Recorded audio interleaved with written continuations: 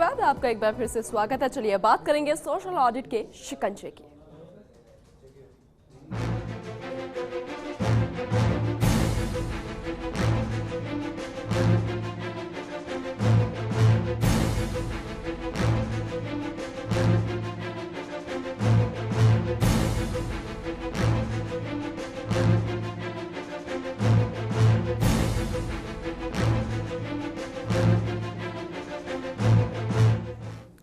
प्रदेश भर की पंचायतों में होने वाले कामों की अब बड़े पैमाने पर नियमित सोशल ऑडिट होगी।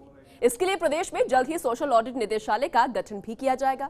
दरअसल पिछले महीने ही मुख्य सचिव के साथ सिविल सोसाइटी और एनजीओ के सदस्यों की बैठक में जल्द ही सोशल ऑडिट निदेशालय के गठन का फैसला हुआ था और सोशल ऑडिट निदेशालय के जिम्मे नियमित रूप से पंचायतों के कामों की सोशल ऑडिट करवाना रहेगा।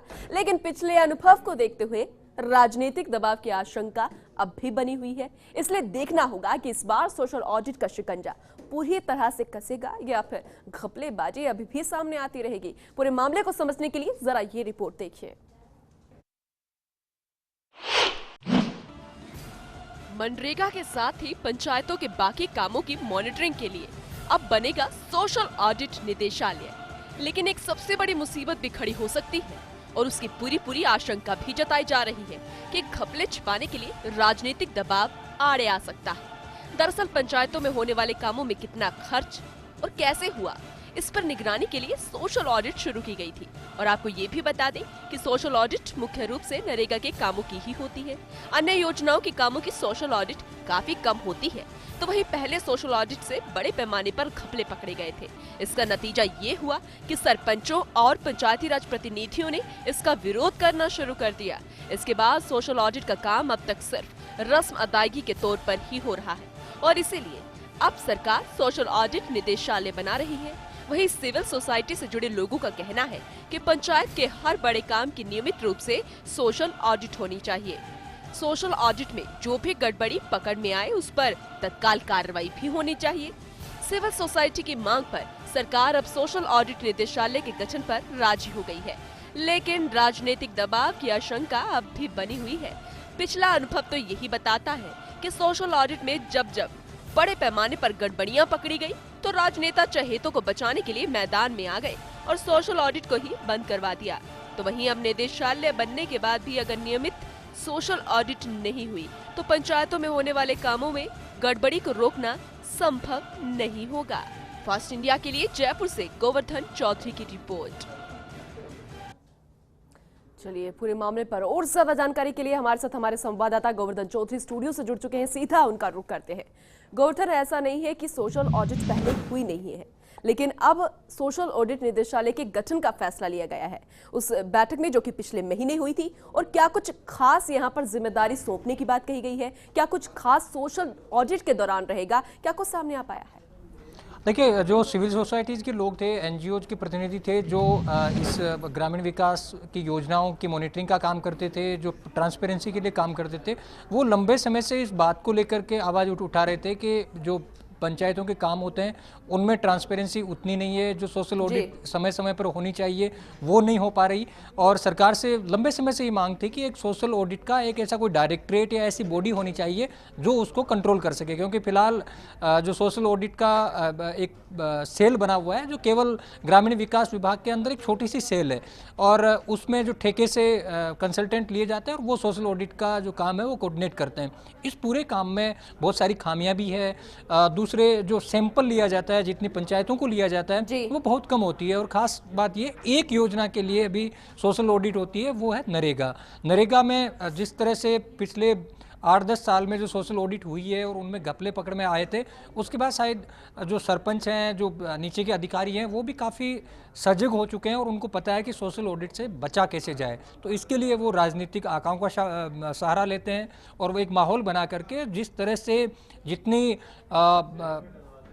ग्राउंड लेवल पर जिस तरीके से सोशल ऑडिट होनी चाहिए व्यापक रूप से, वो नहीं होके उसका दायरा बहुत छोटा है। तो ऐसे में ये डिमांड थी कि इस सोशल ऑडिट का दायरा बढ़ाया जाए, ज़्यादातर जितनी पंचायतें हो सकें उन पंचायतों को उसमें शामिल किया जाए। तो अब सरकार इस बात पर तैयार हो गई है। पिछले महीने जून के लास्ट में एक मीटिंग हुई थी बिल्कुल सोशल। बिल्कुल, इसका जवाब मैं आपसे लूंगी क्योंकि अभी सामाजिक कार्यकर्ता निखिल दे हमारे साथ जुड़ चुके हैं, उनका रुख करते हैं। निखिल जी, स्वागत है आपका फर्स्ट इंडिया में। निखिल जी, पिछले महीने ही सेस के साथ बैठक हुई थी सोशल ऑडिट के निदेशालय के गठन को लेकर, क्या कुछ कहना चाहेंगे पूरे मसले पर? क्योंकि अगर पिछले अनुभव की बात करें तो राजनीतिक दबाव की वजह से जो घपले थे वो दब जाते थे, अब क्या कुछ खास देखने को मिलेगा? क्या घपलेबाजी पर कंट्रोल होगा या फिर नहीं? हाँ, तो ये राजस्थान को जन्मभूमि माना जाता है सोशल ऑडिट का जी। लेकिन यहीं से विरोध भी बहुत पैदा हुआ और एक दौर पूरा चला जब सरपंच और जो इम्प्लीमेंटेशन अथॉरिटीज थे वो धरनों पर भी गए, उन्होंने हाई कोर्ट से भी स्टे लिए। तो वो पूरे दौर में सोशल ऑडिट देश भर में और जगह तो फैला लेकिन अपनी खुद की जन्मभूमि में दबने लगा और इसीलिए जो पूरा एक संभावना था सोशल ऑडिट का, सीधा अर्थ यही है कि जनता खुद ऑडिट करेगी, हमें कुछ मिला या नहीं मिला। तो सारे कागज खुलेंगे, लोगों से पूछा जाएगा और लोग जो कहेंगे उस पर कार्रवाई होगी। जी। अब हम उम्मीद कर रहे हैं क्योंकि एक नया स्वतंत्र निदेशालय, यदि आप उस इम्प्लीमेंटिंग एजेंसी का ये निदेशालय रखें तो तब तो ऑडिट का कोई अर्थ ही नहीं। जी। लेकिन ये अब तय हो गया है, सीएजी ने भी कहा है और हमें बताया गया था उस बैठक में कि कैबिनेट ने अप्रूवल भी दे दिया जी। एक स्वतंत्र निदेशालय बनेगा। लोग चयन होंगे ब्लॉक पर, डिस्ट्रिक्ट पर, जो नीचे तक ट्रेंड होके जी। वो लोगों को पूरी सूचनाएं दे पाएंगे और कार्रवाई भी ये डायरेक्टरेट अपने आप स्वतंत्र रूप से करा पाएगा। तो उम्मीद तो है लेकिन आगे देखना पड़ेगा कि ये आगे 2-3 साल में कैसे काम करे। और केवल नरेगा में नहीं, सोशल ऑडिट की आज आवश्यकता है पीडब्ल्यूडी में, इरिगेशन में, फॉरेस्ट में, शिक्षा में, स्वास्थ्य में। तभी हम कह पाएंगे, जनता खुद कह पाएगी कि हाँ वास्तव में विकास हुआ है या नहीं और भ्रष्टाचार हुआ है या नहीं। क्या लगता है कि अब भ्रष्टाचार देखने को नहीं मिलेगा? क्या जो उनकी आवाज उठनी चाहिए वो अब उठ पाएगी या फिर वो भी दबकर रह जाएगी? क्योंकि अगर पिछले अनुभव को देखें तब भी कोशिशें बहुत की गई थी। पिछले अनुभव में कोशिश खूब हुई लेकिन दबाव। जी। अब लग रहा है कि यदि एक ऐसी व्यवस्था होगी जहां निदेशालय जनता को मदद कर सकेगी और जनता की आवाज को न केवल प्रोजेक्ट कर पाएगी लेकिन कार्रवाई करा पाएगी। जी। यही तो टेस्ट है, देखना क्या आप लोग कुछ कोशिश करेंगे तो हर इसमें? हालत में राजस्थान की जनता तो मदद करेगी क्योंकि तंग आ गई है राजस्थान की जनता भी भ्रष्टाचार से भी और काम लोग सरकारी अधिकारी अपना काम नहीं करे उससे भी।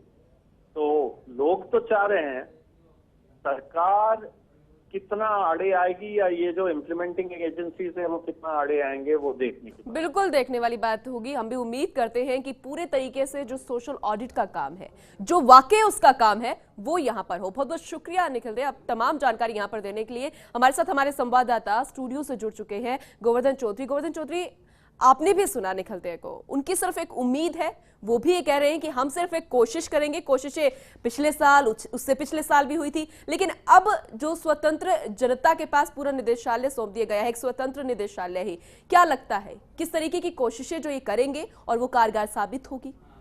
देखिए, जो नरेगा की सोशल ऑडिट पहले शुरू हुआ था वो बहुत बड़े पैमाने पर हुआ था और एनजीओ कर रहे थे। यहाँ मजदूर किसान शक्ति संगठन के नाम से रोजगार एवं लोक सूचना अधिकार करके ये 2 ऑर्गेनाइजेशन थे और इनसे जुड़े हुए जो लोग थे उन्होंने बहुत व्यापक पैमाने पर सोशल ऑडिट का काम शुरू किया गया था। ये पिछले बीजेपी राज की बात है जब नरेगा शुरू हुआ था।